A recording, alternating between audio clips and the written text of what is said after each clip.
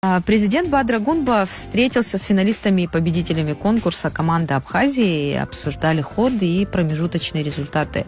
Во-первых, образовательной программы в мастерской управления «Сенеж», а также проблематику и задачи социально-экономического развития Абхазии, над решениями которых работают проектные команды.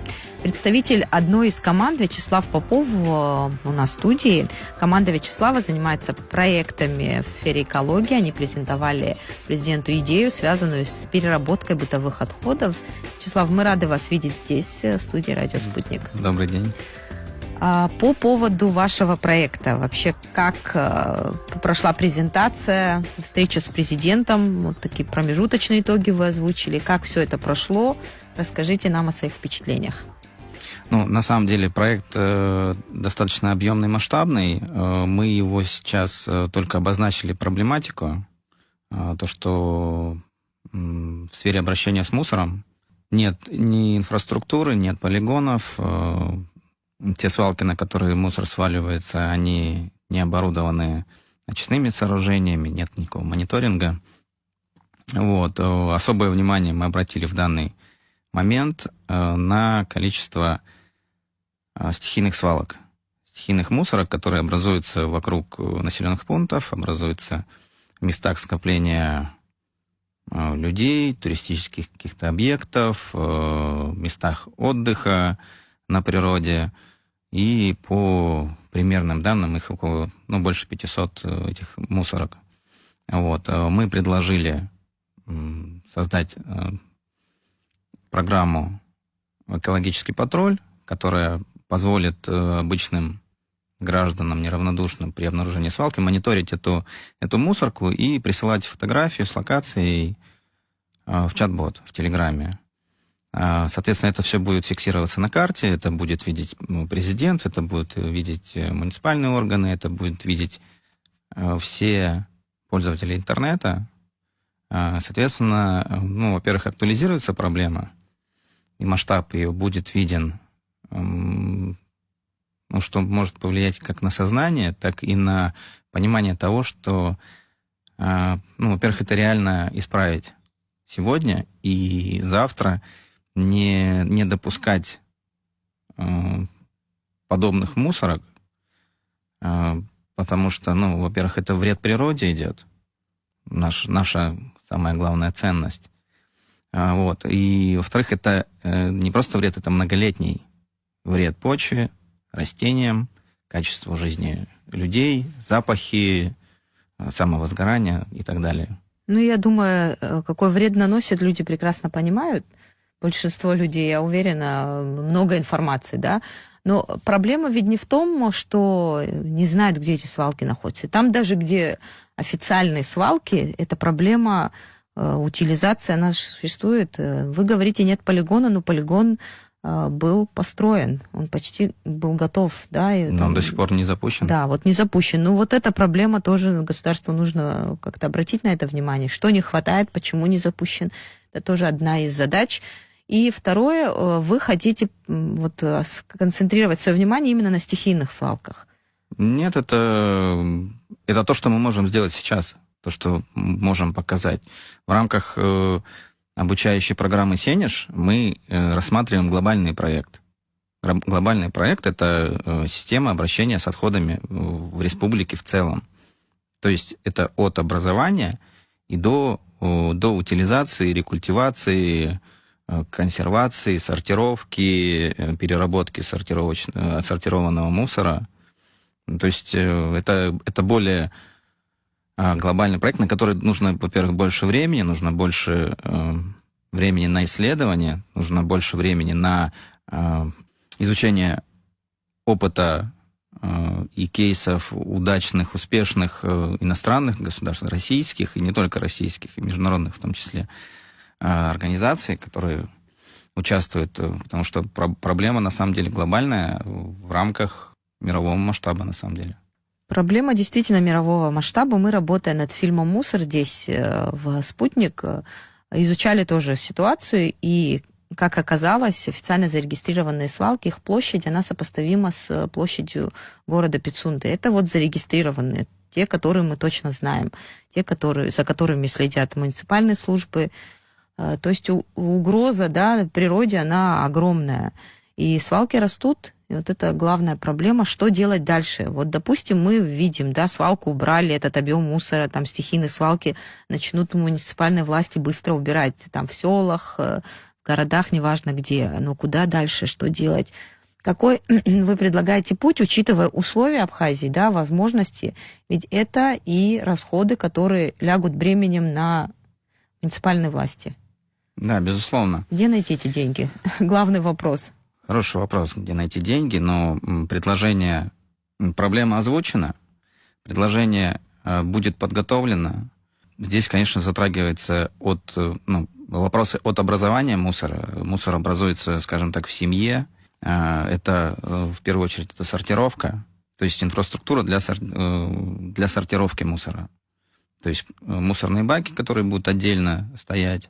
Даже в данный момент на свалках можно просто даже сортированный мусор в отдельные кучи сваливать, чтобы при появлении инфраструктуры можно было бы этот мусор перерабатывать. Потому что из всей массы мусора порядка 50% можно переработать. То есть это уже наполовину можно сократить объем нового образованного мусора и площади, которые будут этим мусором заполнены, складироваться. Привлечение бизнеса, то есть условия для бизнеса, который будет участвовать в переработке этого мусора. Может быть, даже и в сортировке в том числе. Если это не будет государственно, если государство не захочет на себя это брать, значит, это должны быть привлекательные условия для бизнеса. Такие примеры же есть в Абхазии. Начинали, но проблемы со сбытом именно продукции. Потому что то, что производили здесь, она была неконкурентоспособна. Это продукция по цене, это выходило дорого. Либо то, что на экспорт сырье вывозилось, пластик. Просто в России пластик, макулатура, перестали покупать это сырье. И поэтому эти предприятия перестали работать. Такая проблема существует. Как вот этот механизм наладить взаимодействие? Может быть, как раз найти какие-то точки общие, интересные соприкосновения, чтобы можно было наладить одно из предложений, которое мы рассматриваем, это солидарные предприятия. То есть государство участвует в привлечении бизнеса, и государство же в лице муниципальных органов участвует в заказах. То есть государство как заказчик этой продукции также и выступает. То есть, соответственно, бизнес защищен тем, что он будет иметь постоянные заказы от государства. Рынок сбыта, в общем, государство обязуется купить эту продукцию. Что это может быть, например, чтобы это выгодно было и государству, и бизнесу? Какая, это например, может продукция? быть плитка пластиковая, облицовочные материалы. Это может быть те же лавочки. В России двери. Тоже делается такое. То есть все, что используется в строительстве, в обслуживании, в тех же самых муниципальных органах, все это будет востребовано. Оно точно не будет складироваться где-то ради того, чтобы просто этот проект дальше двигался. Учитывая значимость этого проекта, да, на каком-то этапе это может быть чисто социальное, да, вот государство могло бы тратиться на перспективу и вкладывать какие-то свои средства. А нашло понимание, вы увидели понимание со стороны президента, вот одобрен ваш проект или нужна какая-то доработка? На каком сейчас этапе? Наш большой проект на этапе проблематики. Мы проблематику это сейчас озвучили и получили отклик. Что да, это проблема глобальная, проблема в масштабах Абхазии, что с этой проблемой мы будем работать. То есть отклик был однозначно. Дальше, если поговорить вообще о том, как сознание же нужно, да, людей изменить, вы говорите, что и можно там раздельный мусор сделать, раздельные баки, чтобы люди утилизировали, там с пластика отдельно, макулатуру, металл и так далее. А как с людьми быть, как их подготовить? Есть ли у вас какой-то план, какую программу начать? Ведь на это тоже нужно время, да? Это сиюминутно не происходит? Конечно, не происходит. В данный момент мы можем вот сейчас актуализировать то, что образуются свалки небольшие. Эти свалки образуют люди, жители. Кто-то вывез за город, чтобы на мусорку не везти или не платить коммунальным службам за вывоз. Кто-то отдохнул и оставил этот мусор тут же, где отдыхал. Актуализируя проблему, мы уже показываем, что этого можно избежать. Тот же мусор вывести до мусорки на машине, это не составляет никакого труда. То есть попытка со стороны заставить людей посмотреть на себя. Для начала, да. Дальше это, конечно, будет и образовательные программы, это будет просвещение, потому что без этого никак мы не сможем изменить сознание. Это и учебные какие-то программы тоже должны включаться в учебную программу, экологический час. С детского сада надо людей. Это уже на уровне привычки должно быть. Потому что много раз я видел, в Абхазии едет машина, с машины полетел сигареты, бутылки, какие-то салфетки. А дети же, находясь в этой машине, они видят и считывают поведение старшего, и они также считают это нормой. Да, это вообще отношение людей к этой тоже ситуации, люди не платят за вывоз мусора, даже в столице мало кто платит, процент небольшой, четверть примерно населения регулярно платит за мусор, да, за вывоз мусора. Это тоже проблема, и бремя ложится опять же на власти. Мы-то привыкли ругать, что вот если не убирают, то виноваты власти. Но где тоже на это возможности найти? Там сумма небольшая за вывоз мусора, и то люди не платят. Это тоже проблема, которую нужно... Конечно. Это если бы все платили, если бы был адекватный тариф, насколько я знаю, сейчас 26 рублей в Сухуми. Если будет адекватный тариф, во-первых, он будет подъемный для любого человека, во-вторых, это снизит нагрузку на муниципальные органы и на власть. Неадекватный тариф за это тоже не платят. Вот мизер, который установлен, они за это тоже не платят. Надо вводить культуру оплаты. Это касается не только мусора, это и... мы знаем наши проблемы, которые... То есть тут векторов очень много, и законодательные какие-то инициативы наверняка тоже... Законодательные в первую очередь должны законодательство меняться, потому что, скажем так, за прошлый год 26 тысяч штрафа было всего. Штрафы – это одно, а предприятия, которые, допустим, выпускают продукцию в пластиковой таре, может быть, сделать какие-то, не знаю, налоговые льготы для предприятий, которые меньшую нагрузку, да, там, перерабатывают, там, моют свои бутылки, допустим, стеклянные, принимают обратно, как Сухумский пивзавод, например, готов принимать обратно свои бутылки. Может быть, какие-то вот такие механизмы тоже государство могло бы выработать? Возможно, но все это нужно рассматривать детально, на самом деле. Но сейчас работа у вас ведется, и в том числе вот над возможностью изменения законодательства. Конечно. Следующий какой шаг, вот завершая наш разговор, если объединить... Следующий шаг у нас сейчас мы едем в Тулу на стажировку. И в Туле мы будем встречаться с экспертами. И в Туле, и в Москве. С экспертами, которые смогут нам подсказать, поделиться своим опытом.